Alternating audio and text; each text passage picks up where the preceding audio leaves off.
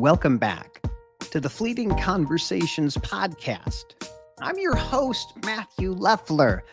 I'm so excited to have you join us today. There's so much going on in the world of supply chain, but you know what? That seems to be the case all the time. All the time is chaos. And what I hope to do is to help make sense of some of the things that are happening. And my goodness, has it been busy in the world of maritime, the movement of goods across the ocean, because everything comes on a boat before it comes on that truck. Maybe it goes on an airplane, but that doesn't seem to be nearly as much as what happens in the world of international shipping. Now, a couple of bit of housekeeping. Thank you for anyone who attended the Journal of Commerce Inland Distribution Conference in Chicago. It was a great event. I loved talking with people about my favorite things: post-employment restrictive covenants, non-competes, non-solicits, non-disparagements, and non-disclosure agreements. Oh, what a good time we had. And we'll be joining our friends at DAT. There they are. Dial a Truck. Since 1978, DAT has been helping truckers find loads, helping brokers identify capacity. And that's what we're talking about in a couple of weeks. I will be at DATCon. DATCon. You know, DATCon. I got that hat. I'll be at DATCon. If you're there, please track me down. I'll be doing a conversation with my dear friend Ken Adamo, Chief of Analytics and VP of Strategy for DAT. Be a good conversation. A lot of stuff happening in the world of transportation. I think our topics will include things like nuclear verdicts, AB5, and of course, non-competition agreements, because that topic is never getting old. Never getting old. There'll be a broker carrier summit in Fort Worth, Texas, and then rounding out the year, we'll be at F3, Freight Waves, the Future of Freight Festival. That's a lot of Fs. We're doing a fireside chat with Craig Fuller. Now, a couple of things I want to talk about before we get to our guest, Captain John Konrad, here in a few minutes. The Commercial Vehicle Safety Alliance released their data of the last international road check that took place from, I think, May 14th to May 16th of this year. 77% of all vehicles passed. Hooray. That also means that 23% of commercial vehicles inspected failed that inspection, which means that we have about 1 in 5, a little bit over 1 in 5, commercial vehicles on the highway at any given time are unsafe at any speed. This is the challenge we face with our supply chain. It's not an aberration. It's always kind of been this way. Trucks are moving freight every single day, but I think a lot of people would be surprised to know just how many of those commercial vehicles are not compliant with the Federal Motor Carrier Safety Administration. That should give us all a little bit of pause if you know, again, that 1 in 5 commercial vehicles are unsafe. I like to use this analogy for those of you who think about grocery business. If I had 5 gallons of milk and I said, you have to buy 1 of these gallons of milk, but 1 of these gallons is actually unsafe, you'd probably say, Matt, I think I don't want to buy milk from you. That sounds like a really bad business plan. And that's probably true. But unfortunately, you don't have a choice. You have to buy 1 of these gallons of milk, and 1 of them is unsafe. That is what our supply chain looks like day in and day out. And it's something that I talk about from time to time because I do believe that safely delivering freight on time and undamaged requires good maintenance on your equipment. And if you can't afford to maintain your equipment, you probably ought not to be in the business. In any event, that's enough rambling about things that I find interesting or passionate about. I am so excited to welcome my next guest to the program. Captain John Konrad is somebody who you see all over the place. He has the G-Captain website, one of the most heavily trafficked maritime news organization out there. If you don't follow it, you absolutely should. But his content on X, formerly Twitter, is second to none. I love the stuff he puts out. He is a brilliant maritime guy, and I can't wait to talk to him a little bit more about the world of automation. And before I welcome Captain Konrad on the program, I'm going to share a TikTok video that kind of talks a little bit about the issue of automation in the ports. Again, for those of you who haven't been following it, you'll be forgiven, but there is a dispute that is currently happening right now along the ports of America's East Coast. 36 ports were affected. I think it was 45,000 longshoremen did a strike just a couple of days ago. and they came to an agreement on wages. The longshoremen had asked for, I believe, a 77% increase over the course of 6 years, and they agreed, I believe, to 62% or so over the next 6 years. But the issue that was left unaddressed, the outstanding issue among a couple, is the issue of automation. What can you do with a robot? What can you do with a remote operator or just a remote assistant? How does the supply chain work if things are done by robots? So check out this short video. This will tee up our conversation on automation of America's ports. Here we go. See, this is what they're fighting about. Long Beach. And ILA is fighting against this right here. I'll tell you right now. See that? There's nobody there. Automation. I work at an automated dock. It's no joke. They're losing thousands of jobs. So you got all these machines. Look at all these machines right here. There's no people. They ain't paying no taxes. They ain't paying no money. This is what ILA is fighting about. This all used to be filled with top handlers, UTR drivers, clerks, all this yard. Look how big this yard is.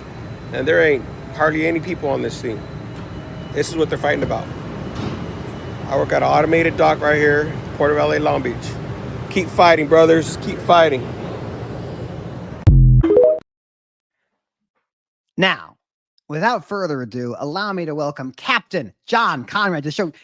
Captain Konrad, how are you? I'm doing great, Matthew. Thank you so much for having me. And I would trust you to get some milk for me. I'll buy milk off of you.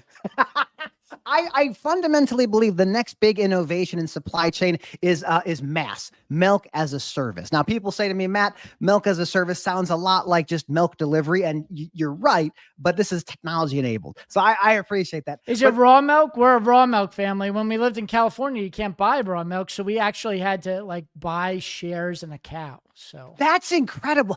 The regulatory landscape for milk is something that I had never really been exposed to. But you're right. I think in Illinois too, it's hard to find any milk that's not like pasteurized and all the other stuff that takes place. But for those of the viewers who are watching or people who are listening, who are you and what do you do? I'm John Konrad. I'm the founder of G Captain and author of the book Fire on the Horizon, which is about the giant BP oil explosion that happened in the Gulf of Mexico. Man, it's been about 14 years now. Yeah. And prior to that, I was a ship captain. I worked my way up. I went to New York Maritime College, worked on tankers, some government ships, and then drill ships, and worked my way up to captain. So that's the brief bio. What drew you to the sea?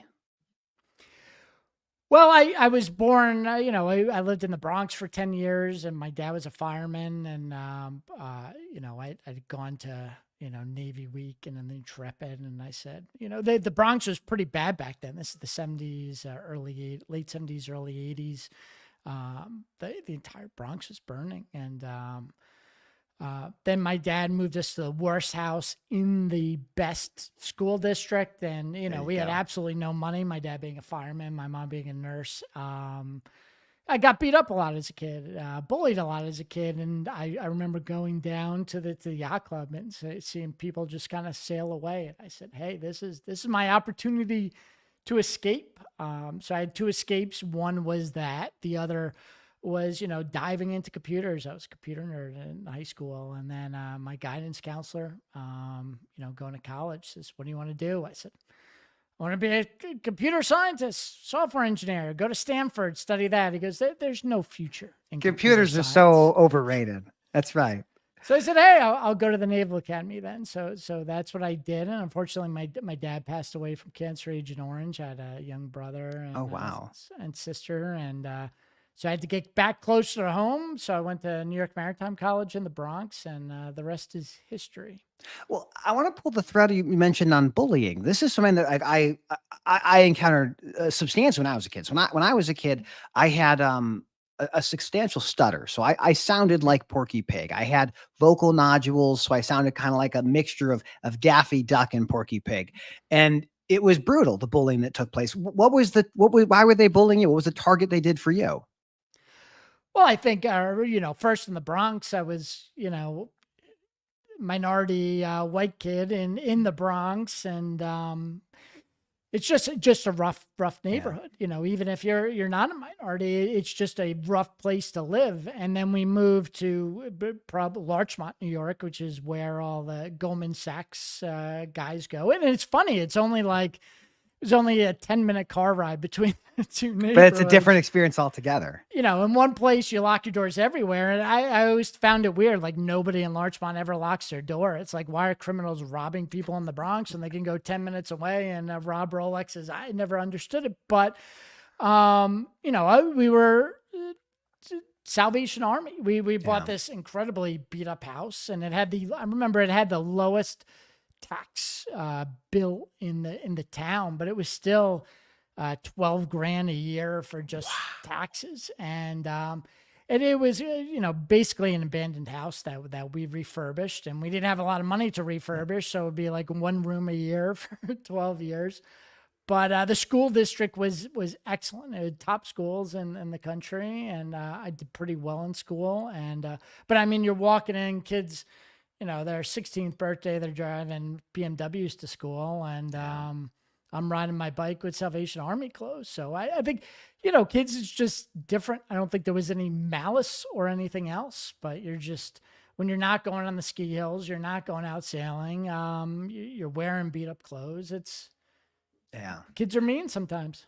I remember it's like my father was a roadway guy, and he was gone half the year. I mean, the way to look at trucking for me when I was a little kid was it meant half the year he wasn't home. Like half the year he had to not be at home. And it was such a strange kind of feeling to see, oh, there's kids that have their parents home every day. And again, it's challenging, but this is what you have to do to take care of your kids. And you mentioned like your father's a firefighter, your mom's a teacher. My mom was also a teacher. These are historically very unionized kind of professions. And dad, roadway, union motor carrier, Teamsters, all this. It kind of gets me thinking about, you know, what we've been seeing lately on the East Coast, the Longshoremen specifically. Can you talk a little bit about like who are the Longshoremen? What is it that they've done, and what is it that we're really fighting about right now? Yeah, you're absolutely right. That, you know, we were poor growing up, but we had good medical, we had good dental, we had good benefits, retirement benefits, and actually, my wife's teacher, my mom, was a nurse. But that's right, it's all very, very similar. I probably misspoke. But yeah, these longshoremen, it's blue collar work. What they are responsible for is the unloading and loading of ships. So back in the day, everything was on a pallet, and it's still mostly on a pallet in a truck. But on ships, it's all being containerized. Well, you know, being loading up a ship, or like being a lumper today, was very manually driven work. It required a lot of guys, gangs of guys, and it would take them a week or 2 weeks to unload a ship. And it was good work. And this work was down in downtown Manhattan. I mean, Manhattan, after World War II, had something like 30,000 factories. It was downtown San Francisco. It was down. And you had these working class neighborhoods, good working class jobs, and then containerization came, and you need a lot of space for containerization because those containers have to be parked. So it needs a lot of space. So those ports moved from New York City to New Jersey. They moved from San Francisco to Oakland. And as these things moved out of the city, they also a lot more efficient, effective. So you don't need a gang of 60, maybe even 100 guys to offload a ship. You just need a half dozen guys to get on the ship and hook the crane up, and the crane moves it. And you may need only 4 guys to unhook that load when it gets dropped on a truck in a port. I had done some research before we talked today because I wanted to kind of better understand the fight against containerization, because I feel like that fight from yesteryear really does inform what's happening today. And my numbers I read was in 1956, 57, it was like $5 per ton to move off a ship. Because it's all, to your point, it's palletized. It's a lot of heavy work, a lot of manual processes. And then containerization comes out, and it's a 20-foot equivalent box, or it's a 40-foot box. And the cost per ton goes to like 16 cents a ton. So manifestly different. And what I also learned was that for every 20 longshoremen, you got rid of 19 of them through the process of containerization. So this idea of lowering the cost and making processes that reduce labor needs, this automation seems to kind of follow into that. So on the topic of automation, what is it that the longshoremen are against? What do they not want to see happen? What is the fight that remains right now? Well, they've seen this destruction of jobs, and just very briefly, the history of containerization. You know, the inventor of containerization is a truck driver, Malcolm McLean. But the fact is, Malcolm, you know, and the story goes, he was driving his truck in North Carolina to the docks. He was waiting in line. And he says, "Why don't they just lift up the whole truck?" And he invented the shipping container, but that's not entirely true. The shipping container was invented almost 100 years before to move on barges in the UK. And in World War II, we had Connex boxes, which look a lot like shipping containers, and the military still uses today. What Malcolm McLean really invented were two things: standardization. All shipping containers have to be the same size, so the cranes can be the same size, the trucks can be the same size. If everything's the same size, the system works. That's one thing. The second thing he invented was scale. And the Ideal X was the first. It was a tanker that he got surplus from World War II, and he basically put these, he welded the structures on the tanker in order to drop containers on. And it didn't go very well.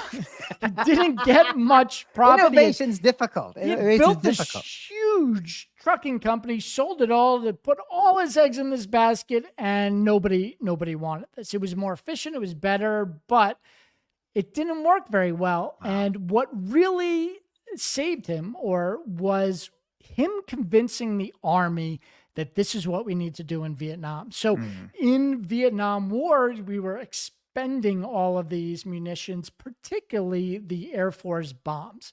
And you had all of these stick ships going, and we still had a lot of them because they were still surplus around from World War II. But we had port congestion like we've just seen during COVID. And it was really the Marine Corps going to the Navy and saying, hey, we're not getting our munition because it's all taken up by the Air Force. And they're just dozens of ships at anchor. Our friend Sal Mercagliano wrote a history of this part. But what he convinced the Army to do is, let's build a giant container terminal, two of them, one in Cam Ranh Bay in Vietnam and one in Oakland. And up to that point, it was the biggest construction project ever, the size and scale of this. And it was bigger than even the previous one, building of the Pentagon. It was I think, either about as expensive or more as expensive than the building of the nuclear bomb. This is how big these ports were. But once they got the scale, once they got the laid out space, once they got the processes of automation in and tested it on not one or two ships, but dozens of ships, it was so efficient at scale that every other ship owner looked at this and said, hey, we got to do this. We got to invest in this. And there was this mad rush to put this huge investment in ports. And the longshoremen said, hey, this is destructive in jobs. And they fought it. They fought it hard. And how the companies did it first was, hey, well, we don't need you in Oakland. And we're just, in San Francisco, we're going to build in Oakland. We'll just shut down the union and we'll build our own docks in Jersey. It worked for the trucking companies to an extent. Right.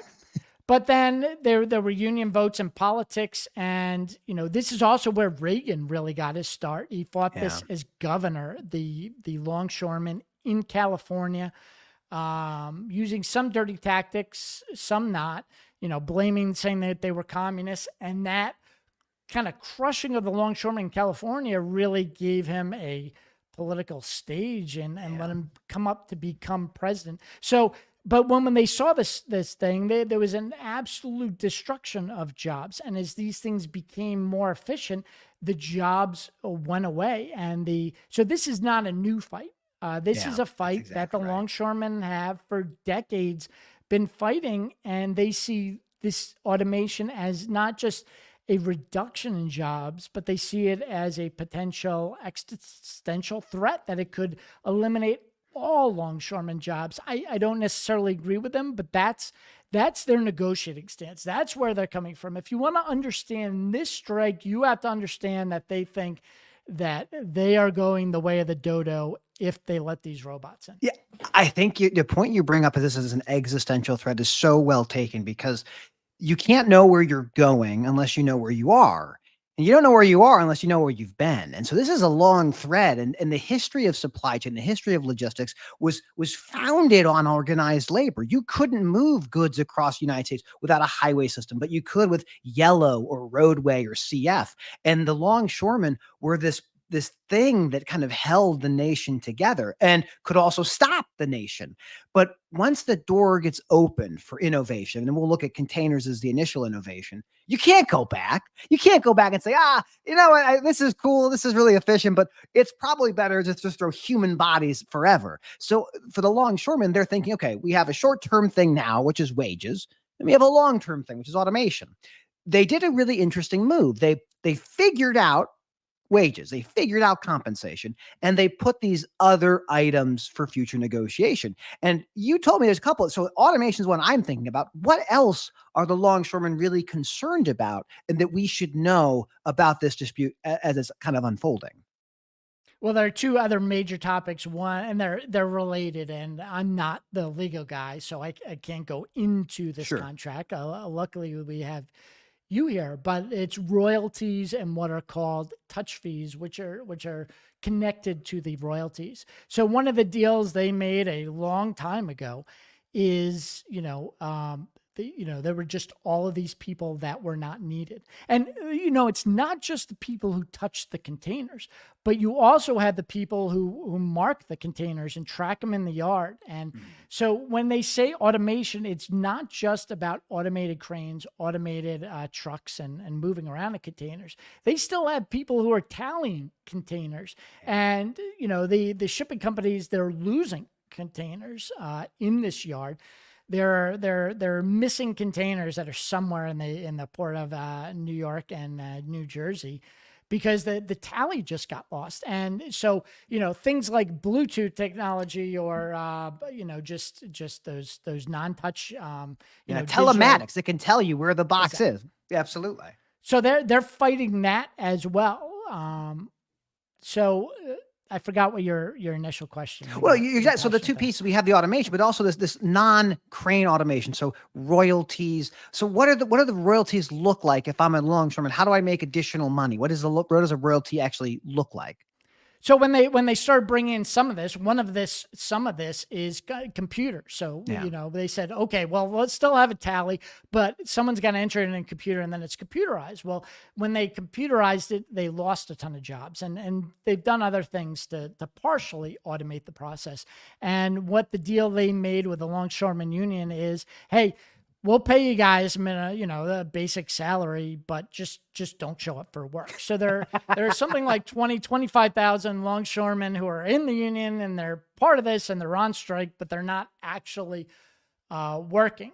So they're paid by royalty. So royalty is, how many ever containers that come in the port, there's charged a fee, and that fee goes into the longshoreman. But the other big royalty is this touch fee every time that a longshoreman touches a container. So right now, when you touch a container, ship comes into port, they have to go on the ship. They got to disconnect the container, these pineapples that lock the containers together. They got to hook the container to the crane. Crane picks it up, drops it on a truck. Longshoremen have to disconnect those hooks. Truck drives away. So that's two touches, one on the ship, one on here. Now, the big thing, everywhere else in the world, you have something called short sea shipping. So big kind of ship comes in, longshoremen go on it, they unhook it, gets craned, not to a truck, not to a drayage truck, but just to a sled that moves it to the next dock. I see. Then the longshoremen hook up the crane again, lift it, bring it onto a small ship or barge, drop it, unhook it again. They go down to a small port up the Hudson River to like Albany or up to Sacramento. And then longshoremen come on again, disconnect it, bring it on the thing, and longshoremen bring it, hook it to a disconnected from a truck again. So that's 4 additional touches. So that is enormous. Absolutely. So when there's a new mini container port in Bridgeport, Connecticut. So you have this massive traffic going across the GW Bridge. 995, it's the most congested truck in the way. They built this port, and it's something like, the cost to move the container from Bridgeport is less, it's something right now. I don't, you'd have to look at the pricing, but like $500-$600 to move it on truck. They can move it by barge for $200, but with all these additional touch fees, it ends up being over $1,000. So it's like twice the price. So the McAllister that owns this port and owns the ferry cannot do this. Well, why is this a problem? Because now those trucks are on the highway. And it's not just the fact that they're on the highway doing congestion. These are the heavier loads. You still would move the lighter loads on truck. It's the heavier loads that are moving on the highway. Those are the ones that are really doing damage to our bridges and our infrastructure. That's one. 2 is, 70% of all carbon emissions comes is from our biggest cities. Yeah. And 70% of city emission is from trucks. Shipping containers aren't even allowed in Manhattan, but they can go over the GW Bridge. So it's a huge cost, a huge piece of this environmental. People say, oh, you're trying to get rid of truck drives. No, we're just trying to around the port. Yeah. And then, a lot of these kids in these port cities have asthma, there are health issues. But the biggest one no one talks about, because Merce did a study, is fatality with drayage. It's a hard trucking in the drayage. Yeah, There's absolutely. a lot of moving pieces. There's a lot of things. Well, every time they run over a kid or have a car accident, or, you have the police, the fire, and then you have 10 years of legal bills. Well, this is all being paid by the taxpayer. And it's being paid because this is cheapest, even with us paying all this, because the taxpayer's paying those fees. And the shipper would rather do that than have 2 more touch fees. So these touch fees are huge. That they're causing, if you're wondering, next time you're in the George Washington Bridge or 95 or any north-south, trains and trucks are good east-west, but north-south, that congestion, it's really, touch fees is a big reason why that traffic is there. What is the fight on touch fees like at this moment? Like, are the Alliance against these? Are they trying to reduce them, or is it more like let's keep the status quo and not worry about rocking the boat too substantially?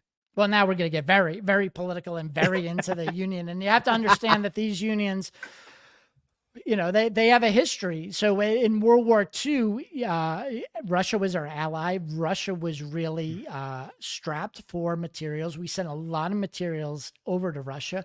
Well, the communists in the country, and this was before we realized how bad communism. I'm super anti-communism now. But back then in the 30s, 40s, it was still, hey, this idea hasn't been tried. A lot of communists went to work in the ports on the ships because they wanted to support Russia. And then when the Cold War started, there was this fight. That's with Reagan, saying there were communists in the thing. And there was also always been a mafia component. So one of the It's like the Teamsters. Absolutely. Complaints with the longshoremen, they were like, hey, well, we're stealing a lot of, because you used to have to put Rolexes on ships, and that was very easy to, a lot of their wages, good or bad, was from pilfery. And when it went to a sealed container, they couldn't do that anymore.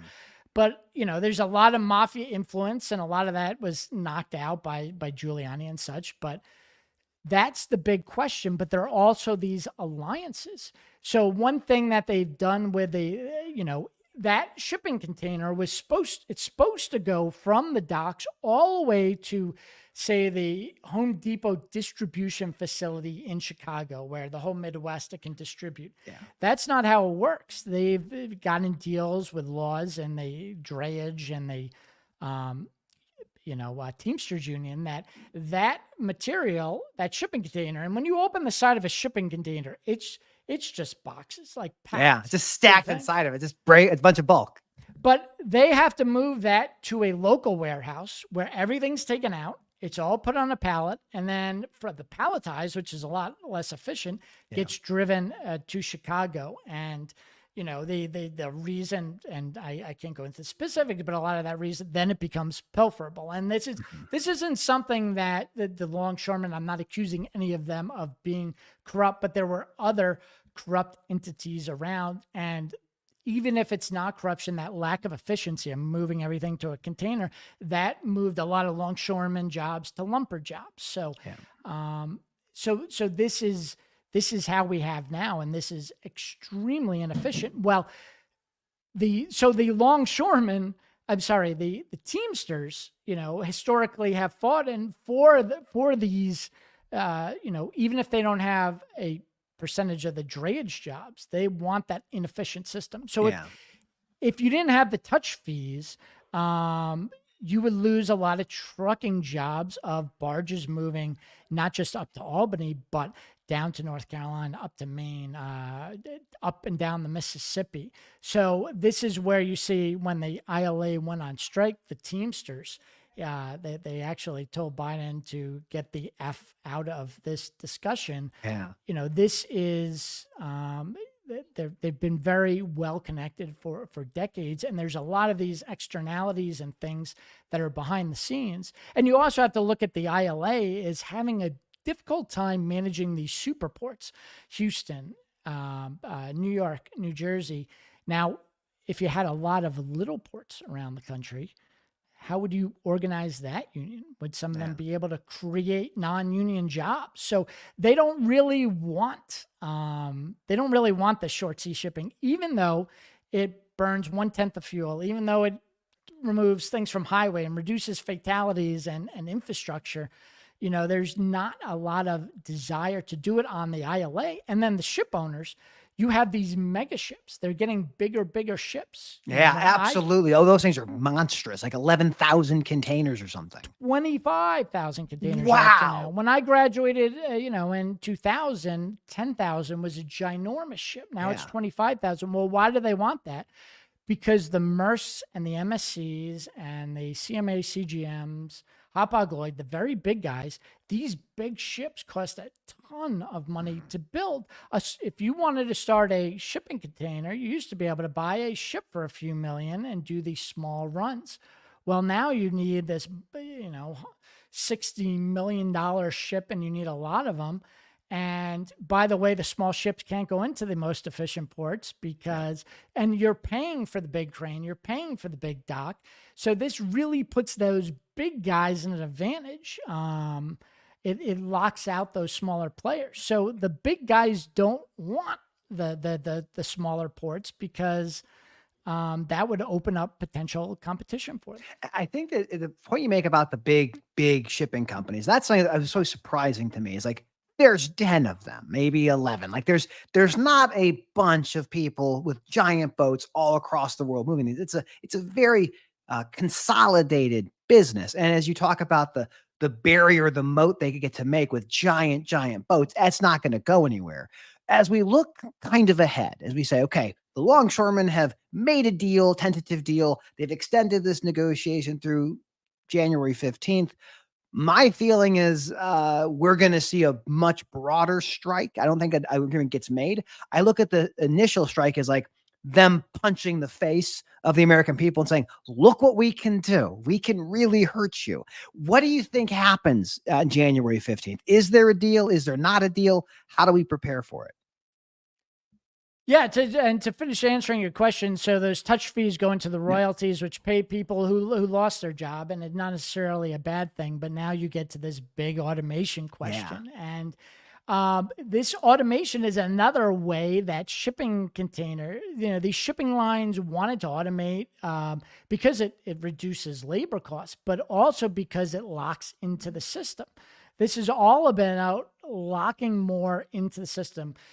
You have to, Malcolm McLean said, you have to use my system, and build Sealand, which got bought out by Maersk, and it locked out of a lot of the old ship owners. Then we went to these mega ships. Bridges had to be raised, costs go up. And now if you had this automated system, and by the way, that system connects to the Maersk computer system better and the big, but it costs tens of billions of dollars to create these automated ports. It's enormously costly. And right now we only have 7 to 10% of ports automated. So that's what the big shipping companies want, this automation to in part, it's more efficient. They can get the containers to the customer faster and make the customer happier, but it also locks out the system. But now the big guys are going, hey, we got this new thing in town. This new thing is called climate change, environment. We're going to mandate that the ship has to be zero emission by 2050. Well, everyone goes, this is great. We're going to save the environment. But in fact, what does it do? They have to move to very dangerous, very specialized fuel, this methanol.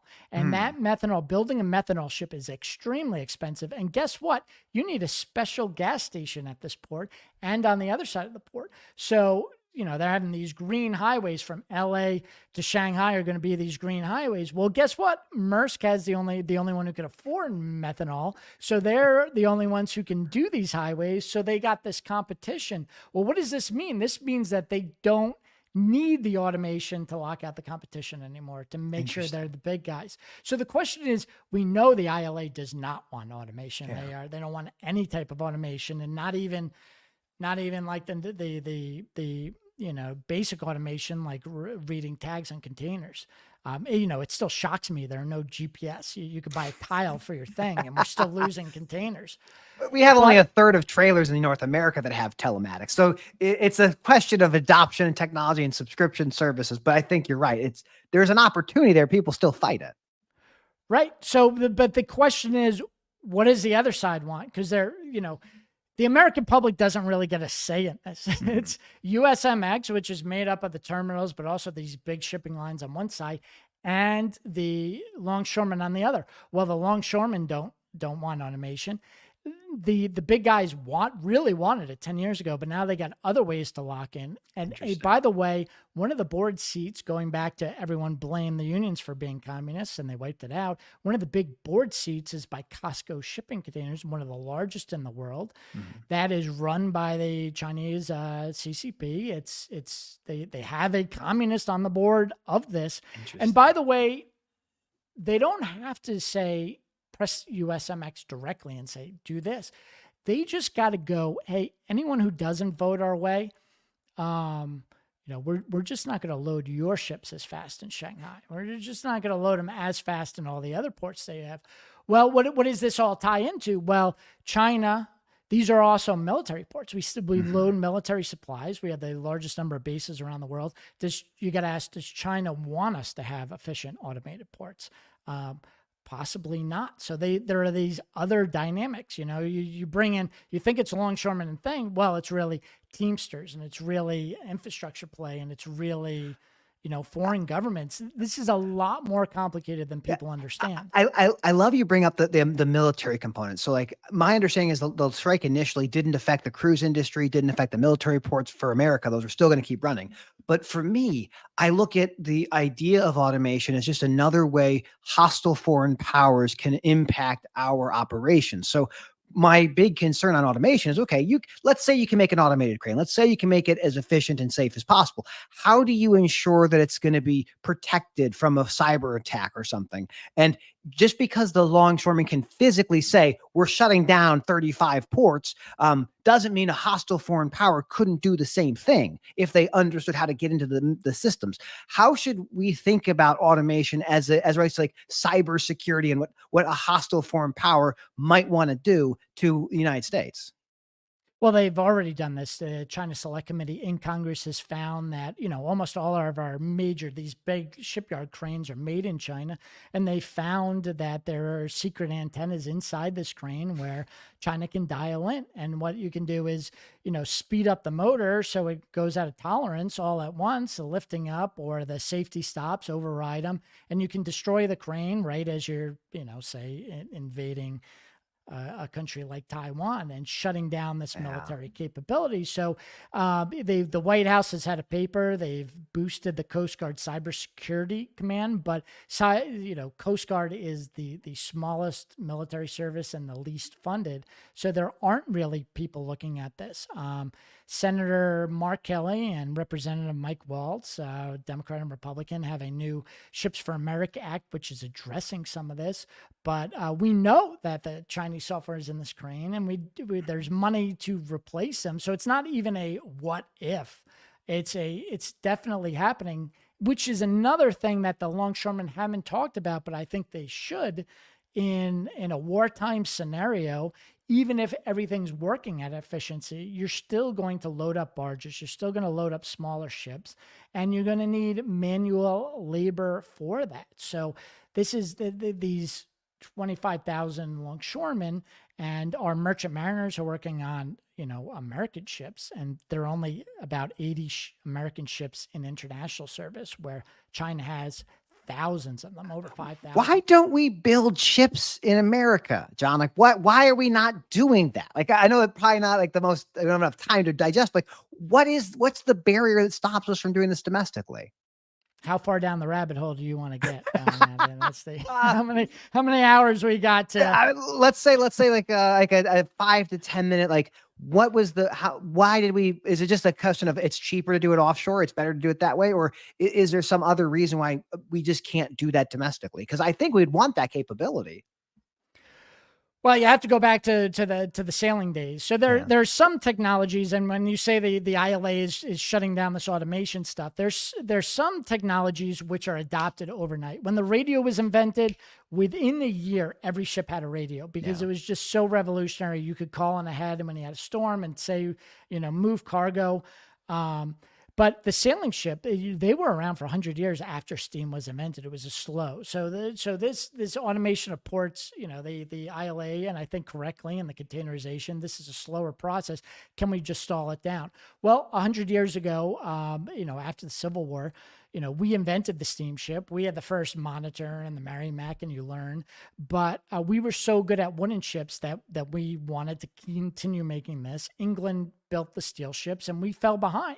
Yeah. And then in World War I, we didn't have any ships available to go overseas, so we had to arrest a whole bunch. They created the Merchant Marine Act of 1920, which includes the very highly controversial Jones Act, saying that cargo moving between American port to American port has to be American built, American owned, and American crewed ships. And we put a lot of money into it. And then the 20s went on, the Depression came on, and we didn't subsidize it anymore. And then 1936, FDR was a huge ship guy, a former Undersecretary of the Navy. He created the Merchant Marine Act in 1936, luckily 5 years before Pearl Harbor. And we ramped it up again, and through government subsidies. And then World War II ended, and we had all of these extra ships. We sold them for pennies to the Greeks, and now the Greeks are a big thing. And we invented modular construction, where you build the sections of the ship and then you put them together afterwards. And welding, they used to be riveted. We invented welding and moving them together. But shipbuilding is a loss. It's a big job creator, but it's a huge loss. Mark Levinson wrote The Box, his next book, Beyond the Box, talks about the shipbuilding. Every great shipbuilding country comes from giant government subsidies. And the government, Democrats want to give that money to social programs. And especially most, the odd thing is most ports, Oakland, New Jersey, New York, are Democrat controlled. But, if you're a senator in North Dakota or Wisconsin or Idaho, you care about farm air because there aren't any other jobs left. But if you are a senator of New Jersey, putting money into shipbuilding and ports isn't your biggest concern, and you have other monetary things. So the Democrats have not really cared much about shipping, and it got to a low at Obama didn't even nominate a maritime administrator, U.S. Maritime Administration in DOT. Because they had other priorities. And then the Republicans have always been about deregulation, right? So if Korea can build, South Korea can build it cheaper, if Japan can build it cheaper, if the Japanese government wants to put all of this money into ships, well, that lowers the cost for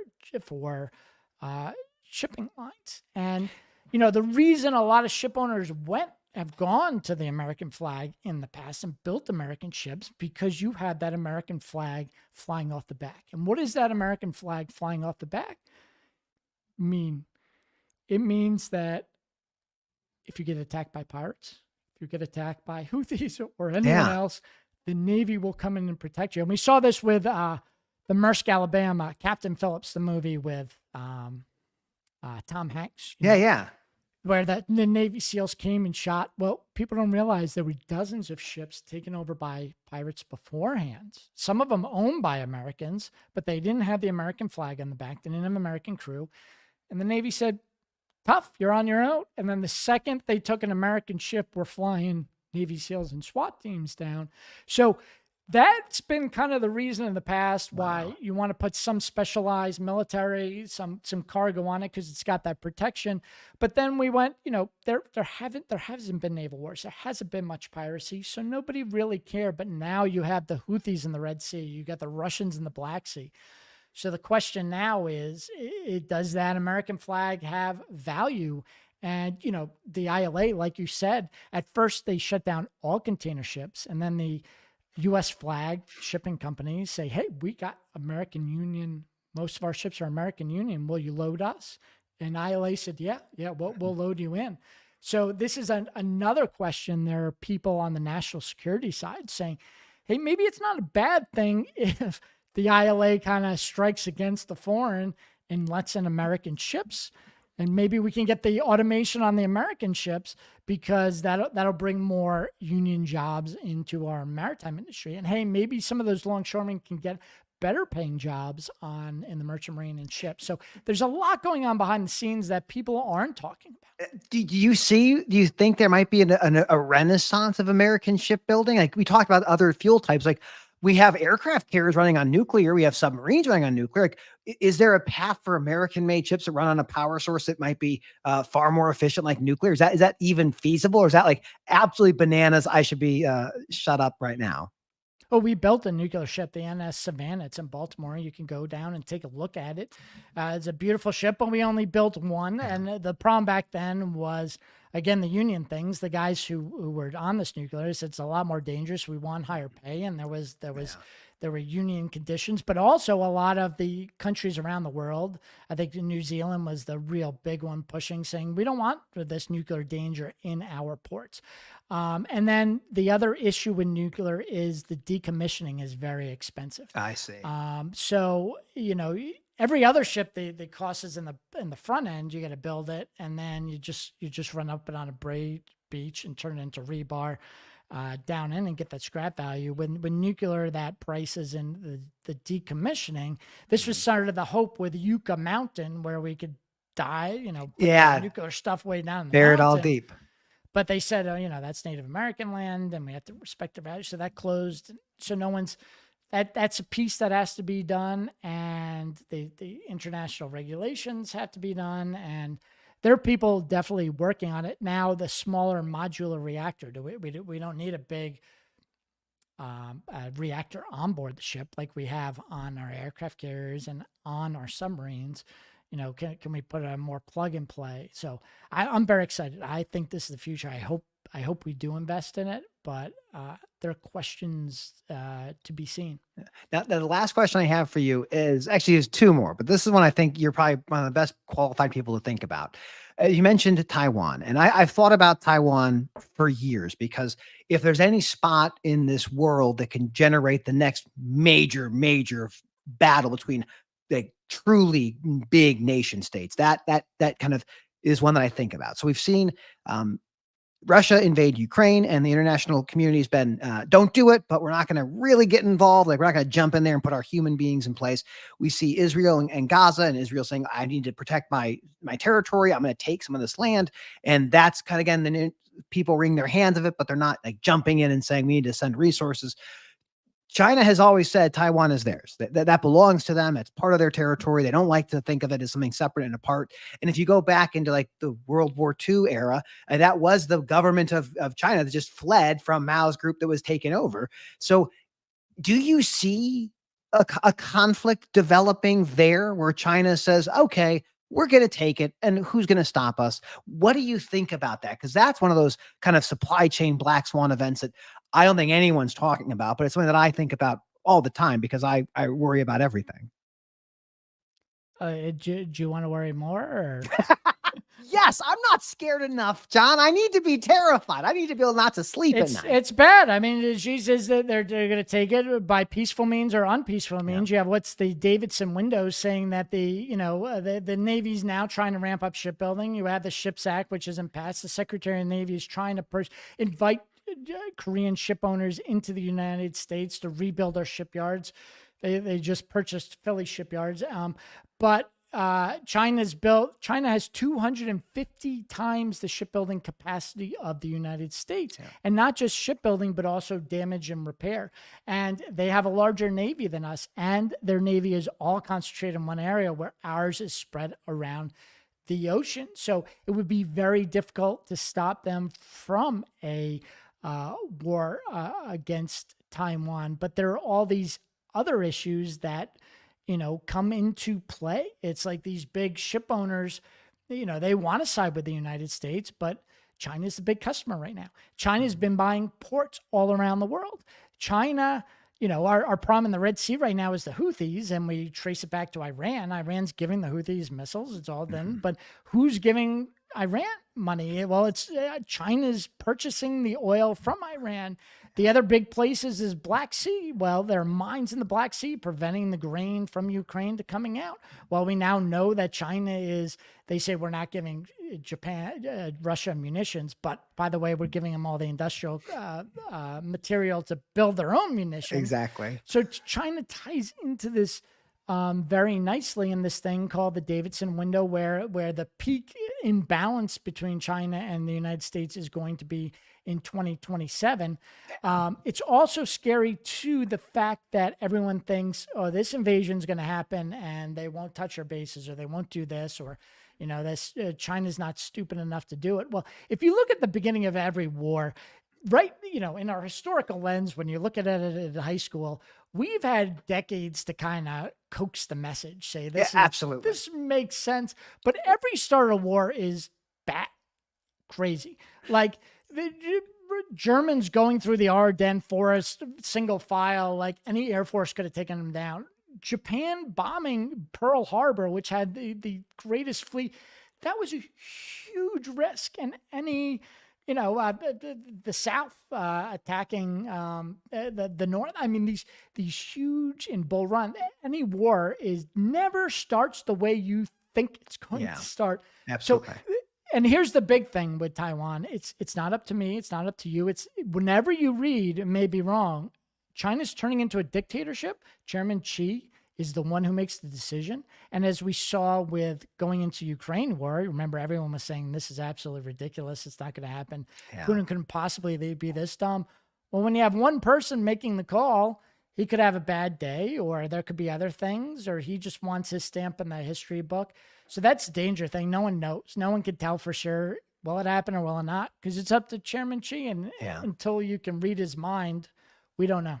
Do you think America would jump in and put like human beings, military assets to prevent or dissuade? Because I know they do the exercise, but if we saw like actual, like, here's what's happening, they're going to do an invasion. Like what do you think America does in that? Or do we do our same kind of hand wringing and say, well, we don't like you doing it, but if you're going to do it, go ahead and we'll wring our hands. Well, that depends a big part on who's the president and Yeah, how much we've kind of lost the turns over the few years. Trump don't want to get too political, but Trump got a lot of pushback for talking with Putin, talking with Xi, talking with North Korea. But you can decide whether that works or not, but there weren't this. What we know right now is deterrence isn't working. When Putin for weeks started building up that military up into the Ukraine, and we did nothing when we eventually put in the 88th Airborne, or the 101st. And these are very good guys, but they're small. When you have a war that size, if you want to go to war with Russia, you need the ships. And we have ships filled with tanks, filled with bullets, filled with MREs, and this island called Diego Garcia in India. And I think that Putin looked at that, and for 2 weeks he was kind of on the thing and saying, hey, is the military ships, not the airborne, not the rhetoric, not anything, is that moving from Diego Garcia? And it wasn't. So I said, it's going to take a couple of weeks for that to get here.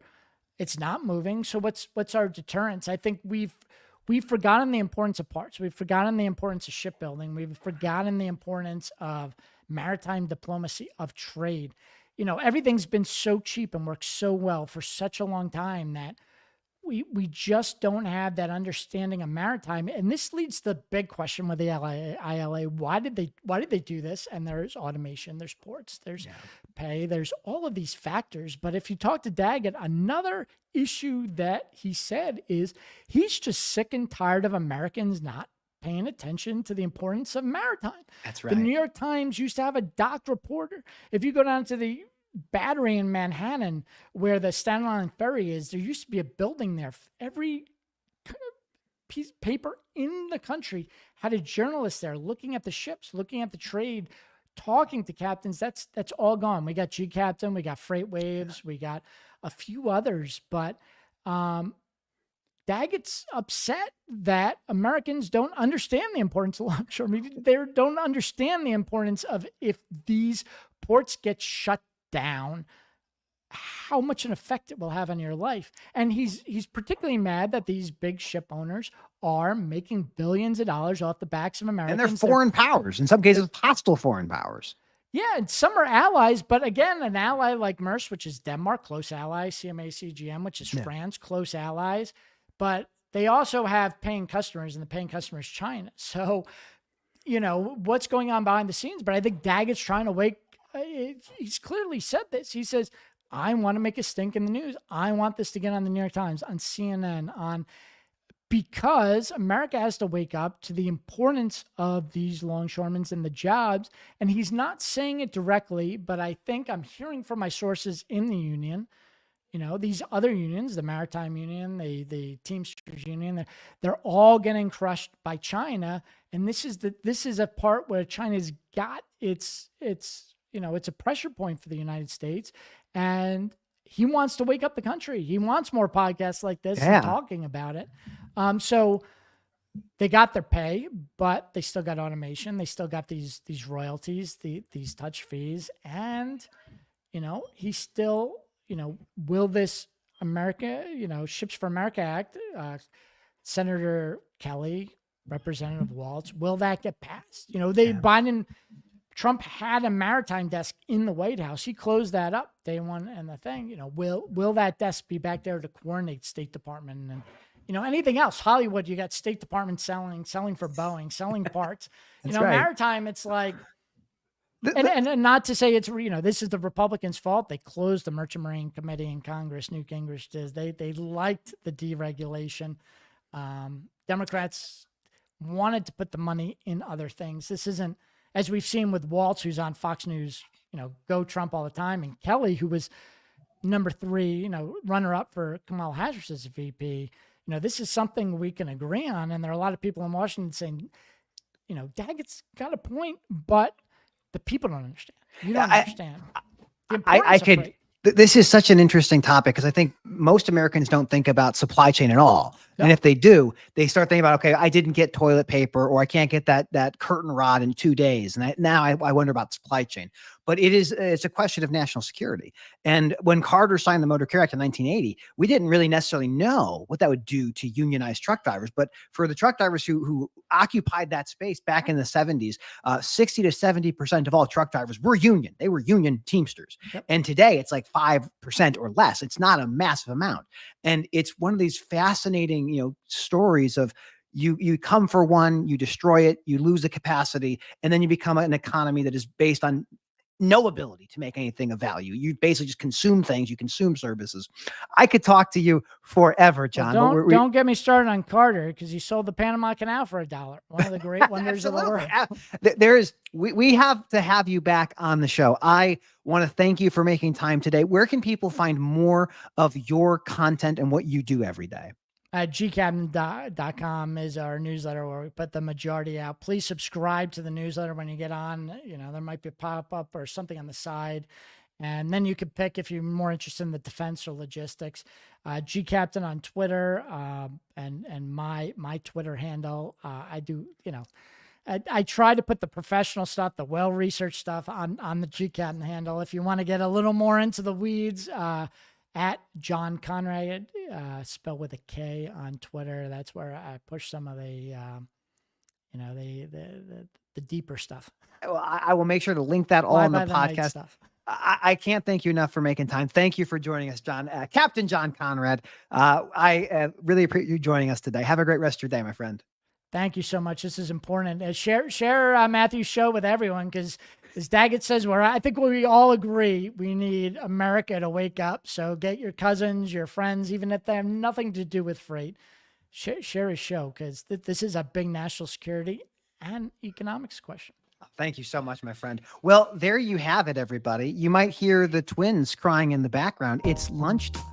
As always, I can't thank you enough for taking the time to stop by and learn a little bit more about the supply chain that moves America, that moves the world. We talk about surface, trucks and rails, and we talk about the air with the airplanes, but the world of maritime is something that is so intrinsically linked to the success of our great nation. It is something you need to understand. Why don't we build more ships in America? I hope you learned a little bit today. And as always, I have to say thank you to my friends at DAT. From 1978, they've been helping truckers and brokers move transport freight all across the country. DATCon's coming up. I look forward to seeing you there. As always, have a great rest of your day, and I will catch you on the next episode of Fleeting Conversations.